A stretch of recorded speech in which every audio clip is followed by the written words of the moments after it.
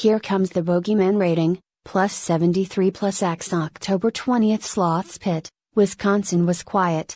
It wasn't right, with Halloween just over a week away. It should have been bustling with children running home after school to stare at the windows of the Witch's Hut costume shop, or telling stories about how they totally saw the Goatman outside the school, guys, and how it would totally chop off Mary Quinn's head if she didn't admit to stealing Jimmy Stryker's cupcake at lunch last week.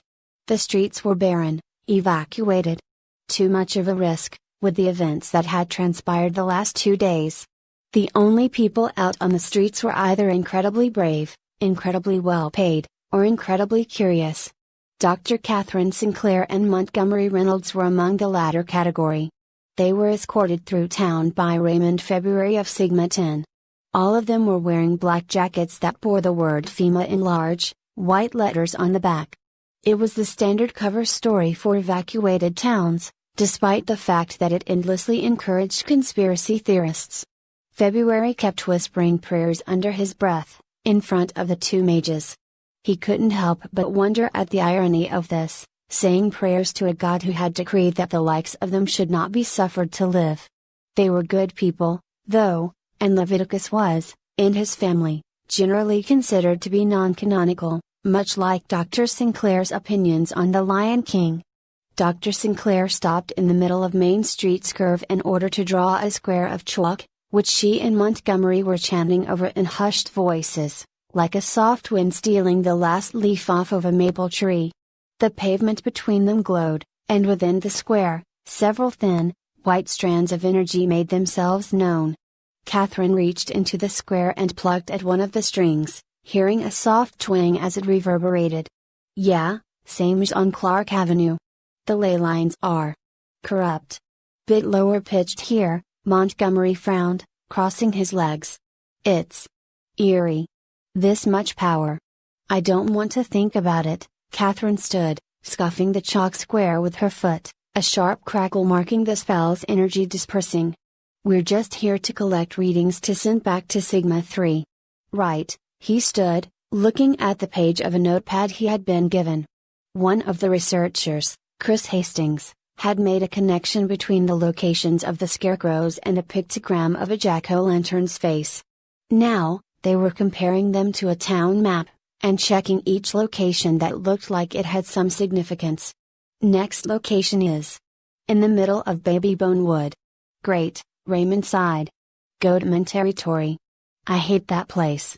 Old Capricorn is harmless, Catherine stated, starting down Babylon Road, towards their destination. He may even be cooperative, provided he knows what's going on. The spooks watch this town all the time, Catherine. Montgomery shifted his shoulders. I feel sorry for them.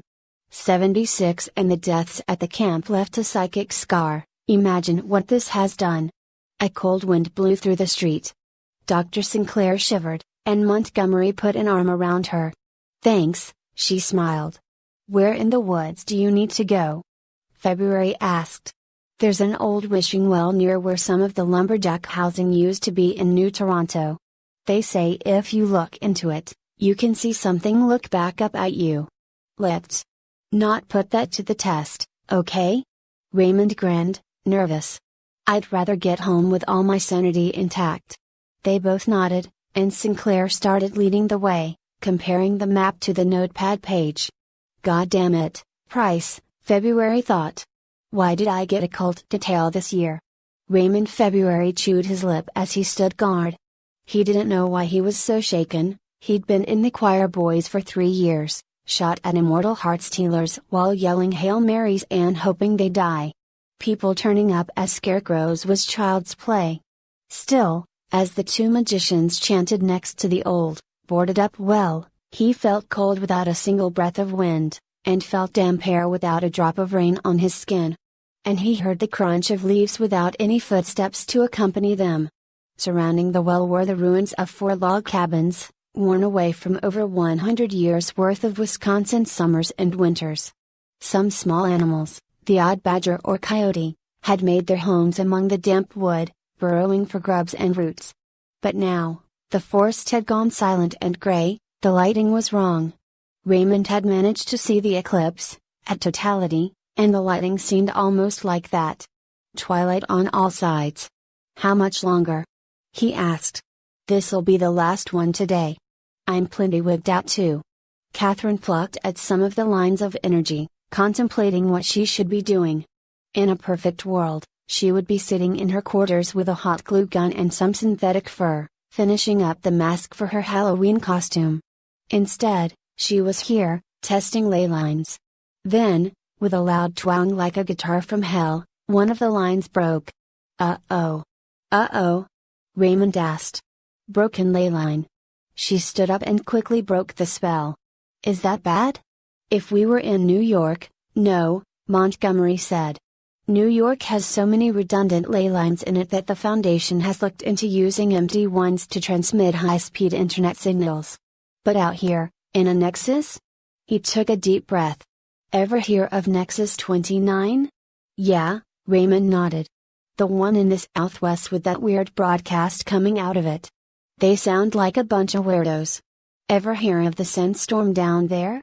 Montgomery cracked his knuckles and rolled his shoulders, looking at the well. That was the result of only a dozen ley lines breaking, which set off a chain reaction of hundreds of others. He hissed through his teeth. It was not good. Breaking ley lines, Class 5 hauntings, people turning up as scarecrows. Sinclair rubbed her head, and looked at the sky. This lighting isn't right. We need to get out, now. Way ahead of you, Doc. February began marching back to the town. His path was cut short by an axe flying in front of his face, thrown by some unknown force, and embedding itself in the oak before him. Its blade came so close to his nose that he reflexively sneezed. The three of them spun their heads to face the source of the attack, spotting a 7-foot-tall man with the head of a goat standing among the trees, 3 sets of horns on its head, and its eyes red and hateful, with hourglass pupils. Its fur was matted and black, and it bore its teeth at the three of them, letting out a hellish bleat. It's just the goatman, Sinclair groaned, letting out a laugh of relief. Scared us there. Good one. Sorry, but we're not terribly in the mood for that kind of business. The axe by Raymond's head dematerialized, and reappeared in the goatman's hand. It let out another bleat, and threw the axe again, which managed to weave its way between Sinclair and Reynolds, and chop off a lock of Sinclair's hair. Oh shit, she exclaimed. Whatever got the town got it too. Catherine. Monty pushed her to the ground as the axe came around like a boomerang, missing her neck by a fraction of a second. The goatman caught its axe, and started towards them. The doctor gasped, jolting up and starting to run back to town. The goatman pursued, its hooves booming like cannonballs on the forest floor, with Montgomery and February running by Sinclair. February, for his part, drew his sidearm and fired blindly behind him at the goatman. The shot grazed its calf, and its black fur was spattered with blood. The goatman flinched and clutched its head, before it let out a bellowing roar that shook the leaves from the trees, an impossible sound that seemed to turn the sky darker than it was already. Son of a Raymond caught himself from swearing, and just screamed. What do we do? You run, Sinclair yelled back. I'm gonna stop him from catching us. She bit down on her right pointer finger, breaking the skin with an audible snap, stopping in front of a tree and quickly scribbling a sigil into the bark. What are you doing, Catherine? Monty yelled. Buying time. She called back, breathing some will into the sigil. A shadow fell over her as the sign glowed a dark red, and she turned to see the goatman bring its axe towards her. Time turned to molasses. The goatman brought down its axe at Catherine's head level, and she ducked down, covering her head. The axe split the tree, the force cleaving through the sigil. The magic within fizzled, sparked, and exploded. What Sinclair had meant to be a stunning spell had instead turned into a magical flashbang. No! Reynolds yelled, twisting and running back to Catherine. From under his sleeve, he produced a leaf of paper. He unfolded it, and from the folds he drew a cavalry saber, its steel blade inscribed with runes, glowing with pure anti-thaumaturgical energy. Spell Shatter, Catherine had called it. Hopefully this would be powerful enough to kill a thought form. The goatman got to its feet before the mage did, and shot a glare down at her. It showed an odd kind of mercy, extracting its axe from the tree. It threw the mage over his back, and bounded into the woods with the barely conscious doctor over his shoulders. "No!" Montgomery yelled, slicing his arm with a blade and yelling out words of power, of fire, of hate, towards the beast. A white-hot beam of plasma came forth, forged from his blood, hot enough to vaporize brass and liquefy a rock, but then, he realized, he would hit Catherine, as well as Goatman. 5 feet from the creature, he let the spell fizzle, leaving only scorch marks on the ground in its wake. Reynolds fell to his knees, and looked at the retreating form of the Goatman. Raymond took a medkit from off his belt and started bandaging Reynolds' arm. "We need to get back to site. Get you medical attention, and get reinforcements." "Hell with that," Reynolds grunted, trying to stand. Raymond forced him back down to his knees with a soft pinch of the shoulder, eliciting a gasp of pain from the older mage. "Hold still. I'm trying to make sure you don't bleed out from your hoodoo voodoo bull's bunk. It's not voodoo, it's hermetic thaumaturgy." He growled at February. "What the hell is wrong with you? Beg pardon? I have literally, not once, ever heard you swear. No fucks, no shits, no goddams, no cunts, no motherfuckers." February shrugged. "Swearing is just something that's never appealed to me." "You say that as you hold back a bullshit." Montgomery winced as the bandages tightened. "Seriously, why? Swearing just leads to more anger. And I couldn't afford to be angry when I was in the choir boys. Angry meant dead."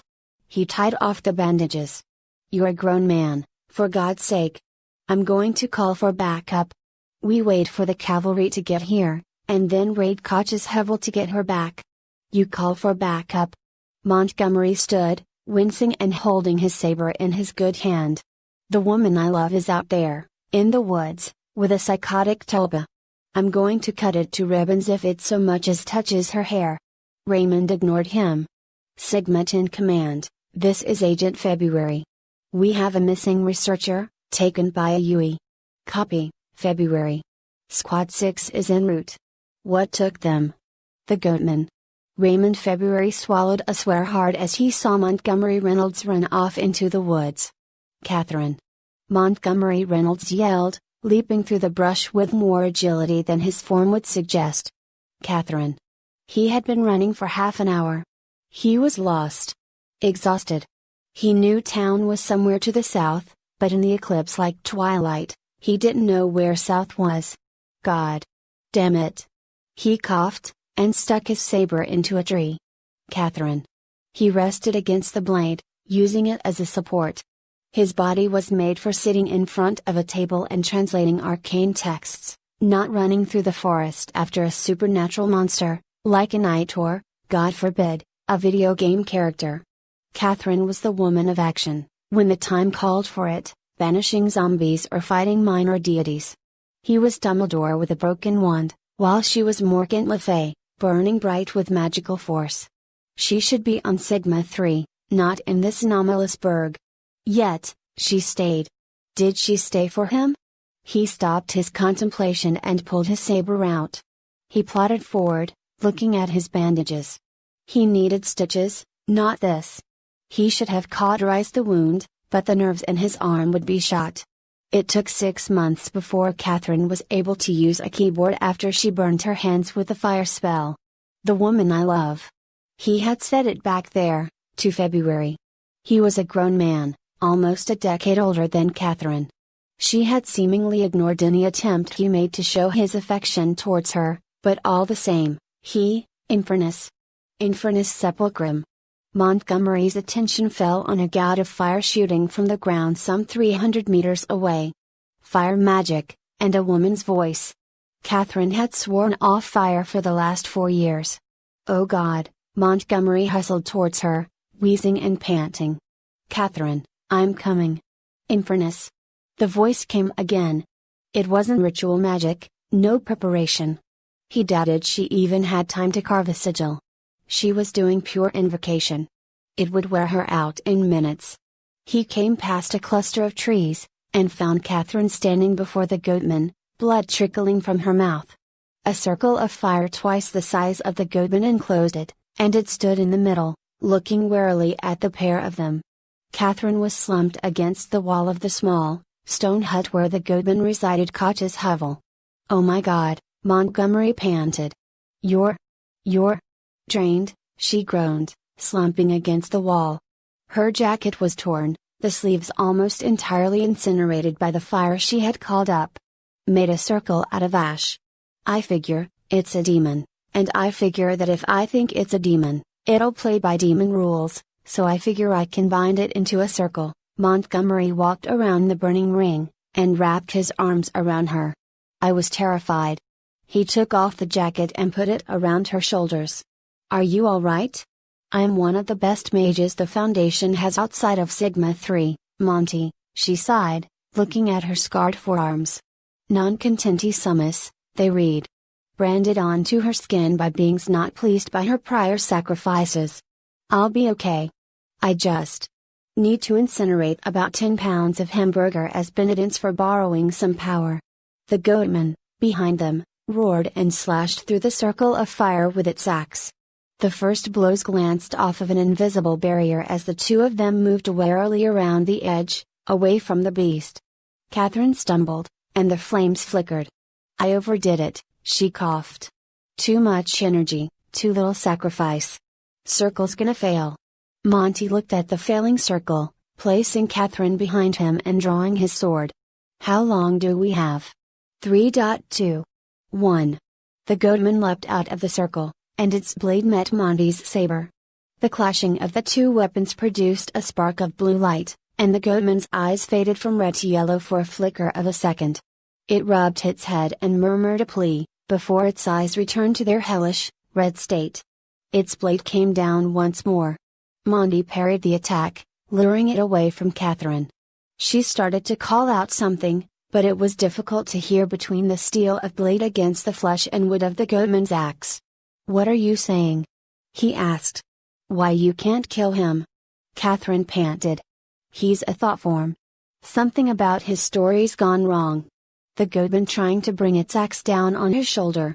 Montgomery parried it, and drove his blade in between its ribs.